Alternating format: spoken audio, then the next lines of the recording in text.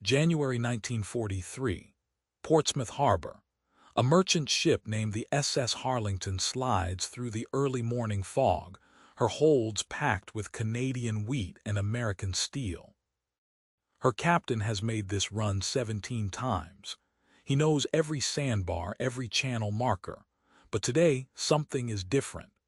At 6:47 a.m., without warning, without a single visible enemy, the Harlington's hull erupts in a massive explosion.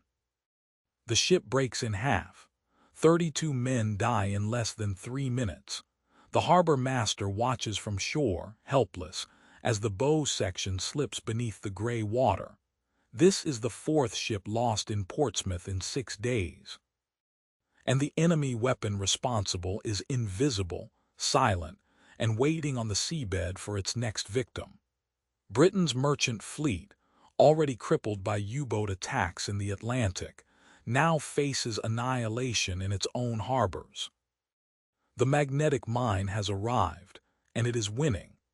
But in a cramped laboratory at HMS Vernon, a team of exhausted scientists and civilian engineers are about to change everything. This is the story of how Britain fought back against an invisible enemy with one of the most ingenious innovations of the Second World War: the degaussing system, a solution so effective it would save thousands of lives and preserve the maritime lifeline that kept Britain in the war.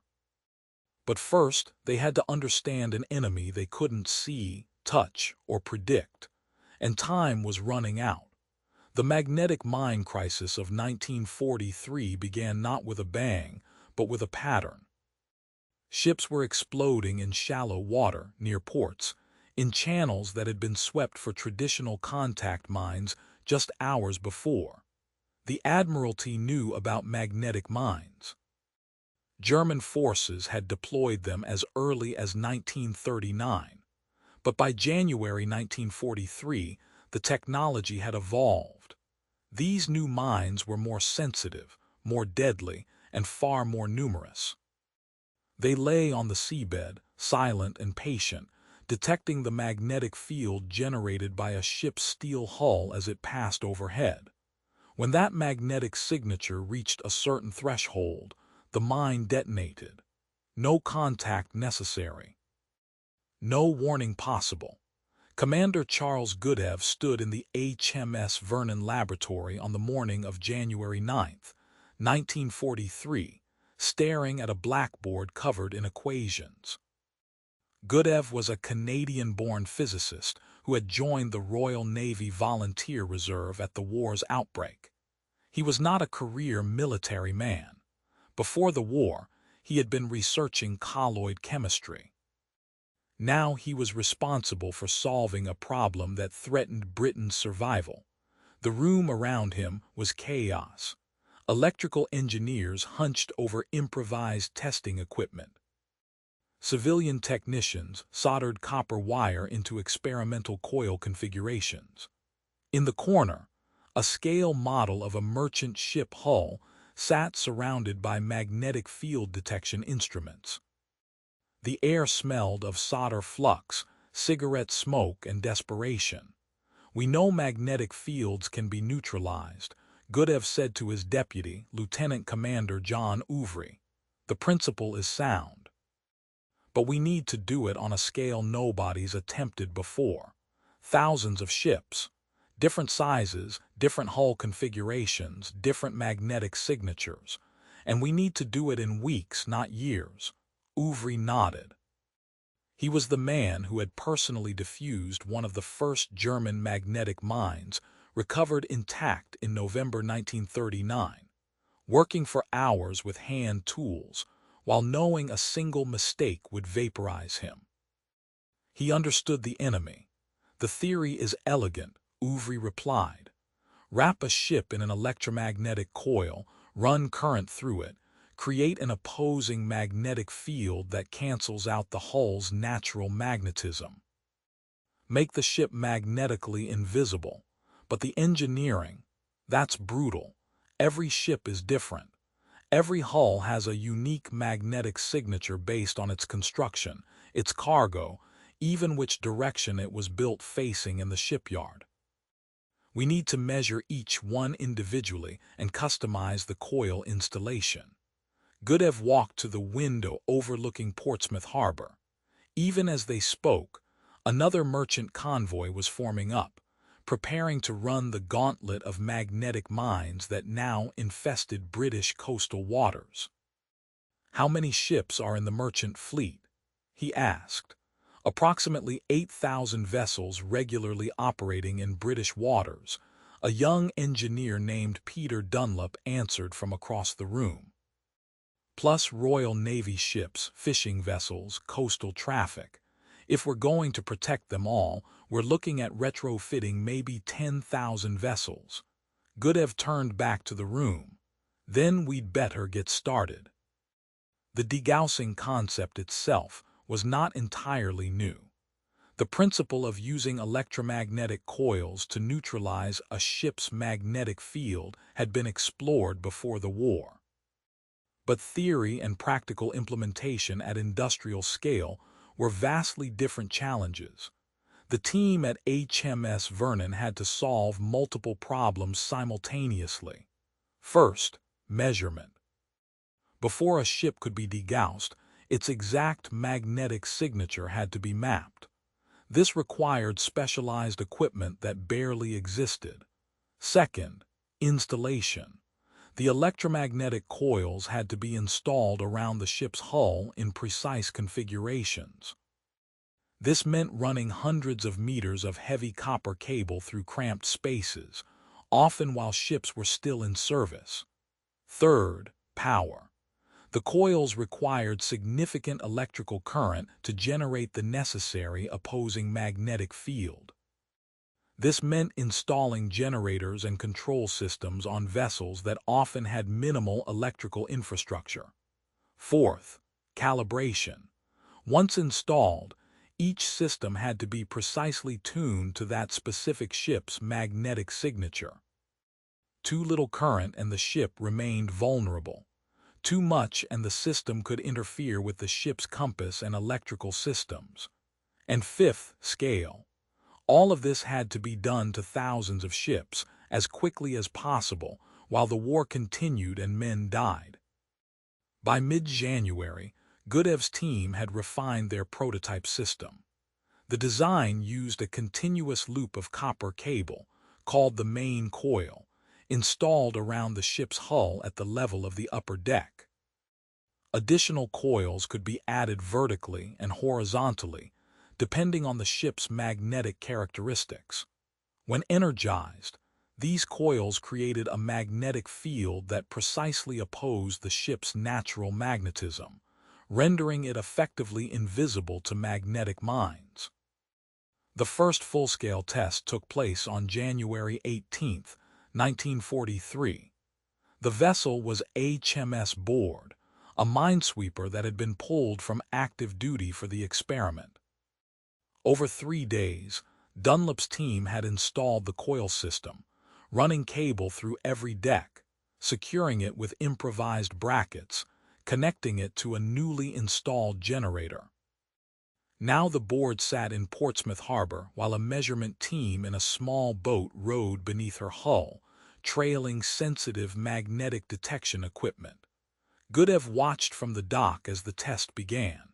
The board's engines were running. Her normal electrical systems were active. Everything was as it would be during actual operations. Then the degaussing system was energized. The measurement team's instruments, which moments before had shown the strong magnetic signature typical of a steel-hulled vessel, suddenly dropped to near zero. The ship had vanished, magnetically speaking. "It works," Uvri said quietly beside Gudev. "Now we just need to do it 9,999 more times." The Admiralty moved with unusual speed. By the end of January, orders had been issued to establish emergency degaussing stations at every major British port. Portsmouth, Liverpool, Glasgow, Newcastle, Southampton, Bristol, Hull. Each station would need specialized measurement equipment, trained technicians, stockpiles of copper cable, generators, and control systems. And all of it had to be sourced from a war economy already stretched to breaking point. The copper alone was a massive challenge. Each merchant ship required approximately 1,000 meters of heavy-gauge copper cable.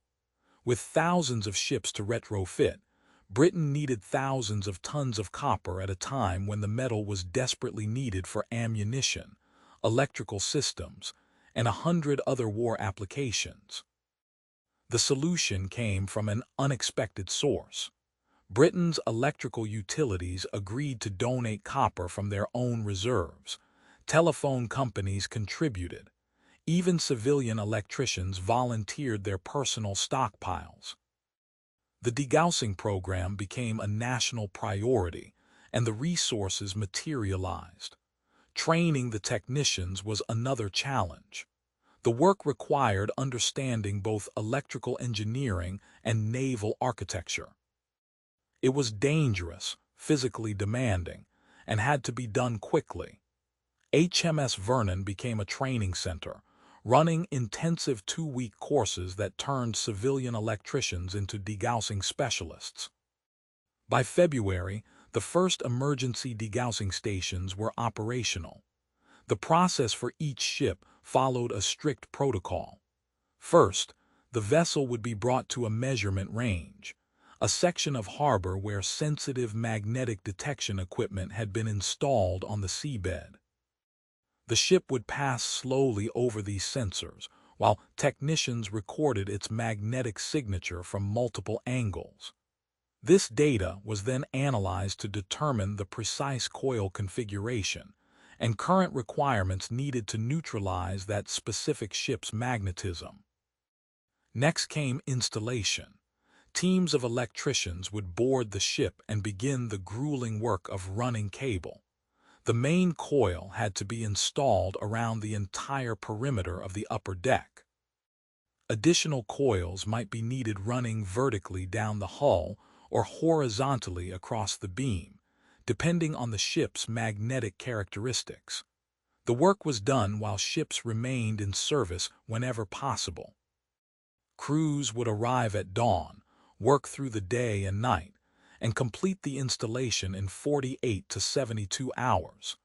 Then the ship would return to the measurement range for calibration. The degaussing system would be energized and adjusted until the magnetic signature was reduced to acceptable levels. Finally, the crew would be trained in operating the system, and the ship would return to service. By March 1943, the program was running at full scale. Hundreds of ships per week were being processed through the degaussing stations. The results were immediate and dramatic. In January, before the widespread implementation of degaussing, magnetic mines had been sinking approximately 40% of ships that encountered them in British coastal waters. By April, with thousands of vessels now degaussed, that casualty rate had dropped to under 5%. The magnetic mine, which had threatened to close Britain's ports entirely, had been effectively neutralized. But the work was far from over. Ships had to be remeasured and recalibrated regularly. Magnetic signatures could change as vessels took on different cargoes, as their hulls aged, even as they traveled to different latitudes where Earth's magnetic field varied. The degaussing stations became permanent fixtures of British ports, with technicians constantly monitoring and adjusting systems. One of those technicians was a civilian electrician named Robert Hayes. Before the war, Hayes had wired houses in Manchester. Now he was part of a 6-man team at the Liverpool degaussing station, working 12-hour shifts, 7 days a week. In an interview recorded years later, Hayes described the work. "We'd get a ship in, usually a merchant vessel that had just crossed the Atlantic," Hayes recalled. "The crew would be exhausted, the ship would be battered, and we'd have to crawl through every compartment running cable. Tight spaces, bad air, always in a hurry because the ship needed to turn around and make another crossing. But we knew what we were doing mattered. Every ship we degaussed was a ship that would make it home. The men who worked the degaussing stations rarely saw the results of their labor.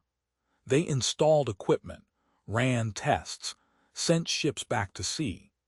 They didn't witness the moments when those ships passed over magnetic mines that failed to detonate because the vessel's magnetic signature was too weak to trigger the firing mechanism.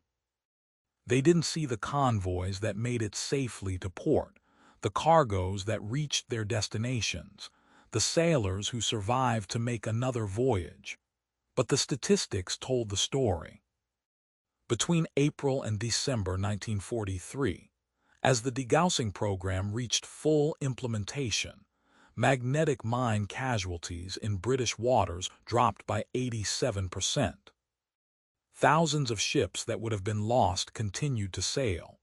The supplies they carried, food, fuel, ammunition, raw materials, kept flowing into Britain. The degaussing system had worked, but the innovation didn't stop there. As the war progressed, the technology evolved. Engineers developed more efficient coil designs that required less copper and less power. Portable degaussing units were created that could be quickly installed on smaller vessels. The Royal Navy even developed degaussing systems for landing craft, ensuring that the vessels used in the D-Day invasion would be protected from magnetic mines in the shallow waters off Normandy. The German response was to develop more sensitive magnetic mines, attempting to detect even degaussed vessels. This led to a continuous technological race, with British engineers constantly refining their systems to stay ahead. By 1944, some ships were equipped with what was called the double L coil system, a more sophisticated arrangement that could neutralize even the most complex magnetic signatures. The impact of the degaussing program extended beyond simply saving ships. By securing Britain's coastal waters and ports, the system enabled the massive buildup of forces and supplies necessary for the Allied invasion of Europe. The thousands of ships that crossed the Atlantic carrying American troops and equipment, the landing craft that would storm the beaches of Normandy, the supply vessels that would sustain the liberation of Europe, all relied on the ability to safely navigate British waters. Without degaussing, that would have been impossible. The magnetic mine crisis of early 1943 could have been catastrophic. Britain was already struggling with U-boat attacks in the Atlantic. The addition of a major threat in home waters, where ships should have been safe, could have severed the maritime lifeline entirely.